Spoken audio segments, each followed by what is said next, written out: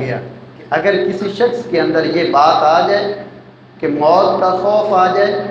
اور موت کے بعد رب سے ملاقات کا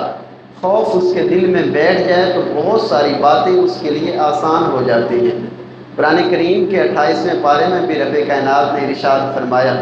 قل ان الموت الذی تفرون منہ فانہ ملاقیکم ثم تردون الی عالم الغیب والشہادۃ فینبئکم بما کنتم تعملون۔ اے محبوب آپ انہیں فرمائیں کہ وہ موت جس کا ملاقات کا تم خوف کرتے ہو، بھاگتے ہو، تفرون منہ جس موت سے تم آگے بھاگتے ہو، فانہ ملاقیکم یہ تمہیں پا لے گی، اور جب موت آئے گی تو پھر ثم تردون الی عالم الغیب پھر تمہیں رب کی بارگاہ میں پیش ہونا پڑے گا اور وہ تمہیں بتائے گا کہ تم کیا اعمال کیا کرتے تھے۔ اس آیت کریمہ میں بھی اللہ تبارک و تعالیٰ نے اس بات کی طرف توجہ دلائی کہ خوف خدا دل کے اندر اگر پیدا ہو گیا تو نماز پڑھنا آسان ہو جائے گا۔ خوف خدا، اللہ کے حضور حاضری، اس کا ذہن کے اندر ڈر بیٹھ گیا تو پھر عبادت کے اندر آسانی آ جائے گی، کردار آسان ہو جائے گا، اخلاقیات بہتر ہو جائیں گے اور بندہ نیک اور ہدایت کے راستے پر گامزن ہو جائے گا، جبکہ اپنے رب سے ملاقات کا یقین اس کے دل کے اندر آ جائے۔ یہ وہ طاقت ہے کہ جو دنیا کی بہت ساری چیزوں کو آسان کر دیتی۔ حضرت حافظ ملت عبدالعزیز رحمۃ اللہ تعالی علیہ آپ نے ایک جلسے کے اندر بیان فرما رہے تھے، میلاد شریف کا جلسہ تھا۔ آپ نے فرمایا کہ اے لوگوں، خوف خدا کے حوالے سے کچھ سمجھانا چاہ رہے تھے، اللہ سے ملاقات کا خوف بیان کرنا چاہ رہے تھے، تو آپ نے فرمایا کہ اے لوگوں، اگر ایک شخص ہو کافی دنوں کا تھکا ہوا ہو اور سفر کے اندر ہو اور سفر سے آئے اور ایک آرام دہ کمرہ جس کے اندر سردی گرمی کا مکمل انتظام ہو، اس کا بستر بچھا ہوا ہو اور بہت خوبصورت آرام دہ کمرہ ہو اور اس کو دے دیا جائے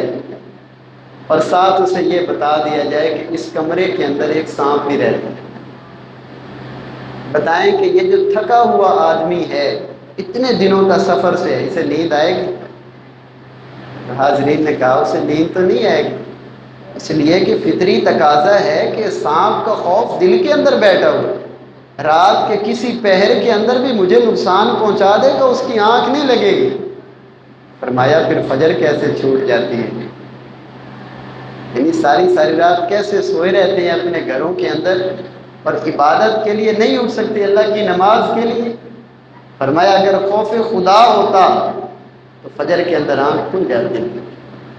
بہترین طریقہ بھی یہ ہے جو احادیث کریمہ کے اندر بھی بیان فرمایا گیا، سونے کا جو انداز ہے وہ یہ ہونا چاہیے کہ سیدھی کروٹ پر سیدھا ہاتھ سیدھے رخسار کے نیچے ہو، قبلہ کی طرف چہرہ ہو، پاؤں سمٹے ہوئے ہو اور اللہ کی یاد کے اندر اور آخرت کی فکر کے اندر بندہ سو جائے۔ یہی سونے کا انداز بیان کیا گیا۔ جہاں اس سونے کے انداز کا فائدہ ملے گا وہاں صبح اٹھنا بھی آسان ہو جائے گا۔ تو خوف جو ہے اللہ تبارک و تعالیٰ کا جب بندے کے دل کے اندر آ جائے گا اور اس سے ملاقات کا یقین بندے کو حاصل ہو جائے گا تو پھر دنیا کے بہت سارے کام اور آسان ہو جائیں گے۔ اور یاد رکھیے گا، خوف خدا جس دل کے اندر ہوتا ہے نا، یہ شخص بہت زیادہ باحوصلہ اور باہمت شخص ہوتا ہے۔ خوف خدا جب بندے کے دل سے نکلتا ہے نا، عمومی طور پہ بندہ ڈرپوک ہو جاتا ہے، ایک ایک شے سے ڈر لگنے لگ جاتا ہے۔ اللہ تبارک و تعالیٰ کا خوف اور موت کی طرف جانے کی جو فکر ہے، جس دماغ اور دل کے اندر یہ آتی ہے اسے دنیا کی ساری فکروں سے آزاد کر دیتی ہے اور ساری ٹینشنوں سے آزاد کر دیتی ہے، بری و ذمہ کر دیتی ہے۔ اس کی کئی مثالیں قرآن کریم کے اندر بھی بیان ہیں۔ اللہ تبارک و تعالیٰ نے بنی اسرائیل کے ایک بادشاہ کے حوالے سے قرآن میں بیان فرمایا 3 پارے کے اندر، وقال لهم نبيهم ان آیۃ ملکہ ان یاتیکم التابوت فیہ سکینۃ من ربکم۔ یہاں سے آگے اس بادشاہ کا طالوت کا ذکر ہے۔ بنی اسرائیل جو ہے مستقل شکست پر شکست کھا رہی تھی اور پستے ہی جا رہے تھے، پریشانیوں کا شکار تھے۔ انہوں نے اپنے وقت کے نبی سے عرض کی کہ آپ اللہ سے دعا کریں